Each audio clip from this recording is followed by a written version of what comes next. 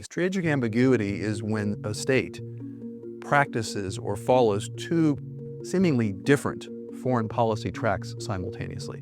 And in some cases, those different tracks may, in fact, on the surface anyway, appear to be contradictory. But what strategic ambiguity allows states to do is to pursue a much more subtle, much more nuanced foreign policy. And it's practiced by many states that are skillful at using diplomacy, because oftentimes diplomacy, without at least the threat of force, is not particularly effective. And the threat of force without diplomacy is oftentimes reckless.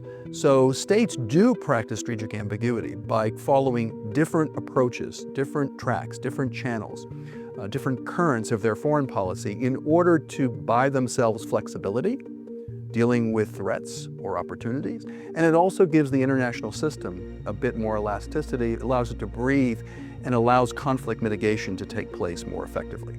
The US really, in some ways, pioneered the notion of strategic ambiguity. During the Cold War, unrelated to the Middle East in particular, during the Cold War, it pursued really two different tracks. It used the specter of force and the threat of force against the Soviet Union in its commitment with NATO and of its forward-leaning posture, but it also pursued détente, right?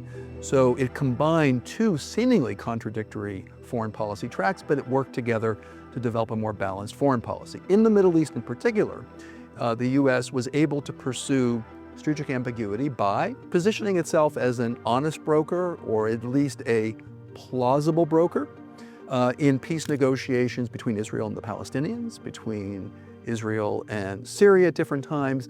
It did that. At the same time, it was this more balanced broker. Its clear loyalty was to the state of Israel. But the fact that it was able to do both of those things allowed it to both pressure Israel at times, pressure Israel's adversaries at times, and in the absence of any other actor that could play this role, the US was able to do that. In my recently released book, Decoding Iran's Foreign Policy, I actually demonstrate and show how Iran developed over time the notion of strategic ambiguity in its foreign policy. So the two various tracks that was seemingly contradictory to one another that Iran pursued was it pursued its alliances and its support for militias like the Hashd-e-Shaabi in Iraq, Hamas in Gaza, Hezbollah in Lebanon, and the Houthis in Yemen. It was working in the shadows, actually challenging Saudi Arabia's position in the region and challenging the sovereignty of states in the region, while at the same time it was pursuing diplomacy with Saudi Arabia, the UAE, and Egypt. And in the preparation or in the research for my book, when I met with two Iranian presidents and a number of different foreign ministers, here's how they defended it. They defended this strategic ambiguity, saying that the support for militias, the sort of shadowy foreign policy, was a strategy not of choice but necessity, because they needed that in order to create deterrence, in order to execute their doctrine of forward defense. And their strategy of, or their policy of pursuing diplomacy with Saudi Arabia, the UAE, and so forth, that was a strategy of choice. That's where they wanted to go. That's how they defended the seemingly contradictory paths. That strategic ambiguity died after October 7th, after Hamas attacked Israel, because shortly after that, the Iranians doubled down on their support for Hezbollah, doubled down on their support for the Hashd-e-Shaabi, the Houthis, and even Hamas. At least rhetorically, they doubled down on that. And so what they were now not able to deny is the fact that this was not necessarily a strategy of necessity. It was a strategy of choice, in a way, that they had chosen to take a confrontational stance with Israel. It wasn't just about defense.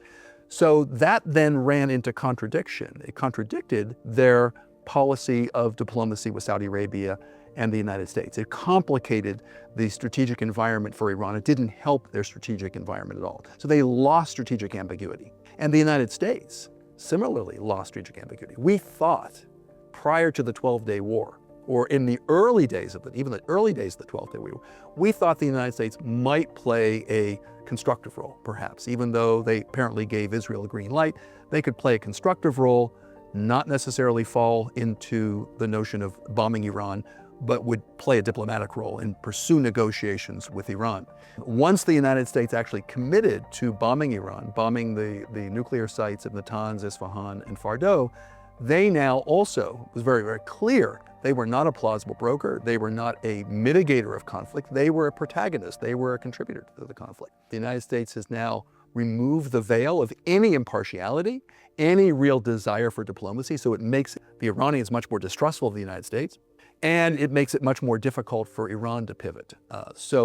It matters because now the situation is much more brittle, and the likelihood of having conflict mitigation measures be effective has been reduced substantially. I think the U.S. could resurrect that with a more nuanced foreign policy. The United States does use its good offices to create a diplomatic track and work with our Gulf Arab allies. There is an opportunity, perhaps, for diplomacy, using this crisis to advance diplomacy. Whether that's in the cards in this administration is obviously questionable. And the Iranians, too, I think, can advance from where they are today, assuming that they can reconstitute their leadership team in order to be able to conduct a reasonable foreign policy. They too, not so much in relations with the United States perhaps, but certainly in doubling down on their newly improved relationship with the Gulf Arab states, principally Saudi Arabia, they too perhaps can resurrect a diplomatic track. And they will have to then figure out whether their strategy of backing their militias is contradictory, is actually a part of strategic ambiguity, or whether it undermines their diplomacy going forward.